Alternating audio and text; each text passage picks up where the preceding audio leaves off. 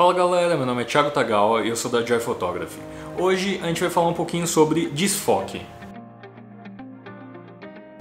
Bom, desfoque nada mais é do que a gente chama de profundidade de campo.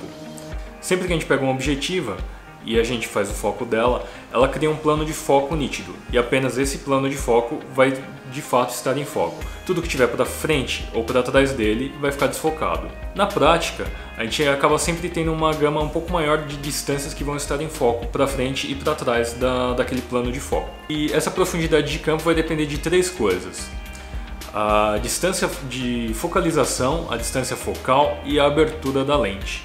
Então quer dizer que para controlar o desfoque eu só preciso controlar esses três elementos. E como isso funciona? Quanto mais clara a lente, quanto mais aberto tiver o diafragma, mais ele vai desfocar. Quanto mais longa for a objetiva, mais ela vai desfocar. E o terceiro e último ingrediente é a distância de focalização. O que é a distância de focalização? A distância de focalização é a distância entre o sensor e o assunto. Quanto menor for essa distância, mais desfoque você vai conseguir. Menor vai ser a sua profundidade de campo. Vamos agora a alguns exemplos. Vamos começar com a distância focal. Aqui a gente vai ter a 35mm f2 e a 135mm f2. Ambas vão estar numa abertura de f2. Então quer dizer, na teoria o desfoque vai ser o mesmo, né? Mas na prática não, porque a distância focal dessas lentes são bem diferentes. A gente tem uma lente tele e uma outra lente angular. Então o que acontece? A lente tele ela vai desfocar um pouco mais. E agora, aproveitando a 135, que vocês já sabem que ela consegue desfocar bastante, agora a gente vai dar um exemplo dela em f2 e agora o outro em f11. Vocês viram? Deu uma boa diferença, né? A abertura em f2 ela desfoca muito mais do que a abertura em f11 ou f22. Último exemplo, vamos usar de novo a 135 e a gente só vai alterar a distância de focalização. Como vocês puderam ver, quanto mais perto eu tiver do meu assunto, mais vai desfocar. E quanto mais longe eu tiver, menos vai desfocar. Maior vai ser a área em foco. Agora vamos abordar um assunto um pouco mais polêmico. Qual câmera vai desfocar mais? Uma câmera crop ou uma câmera full frame? Quanto maior o sensor, mais desfoque você vai conseguir.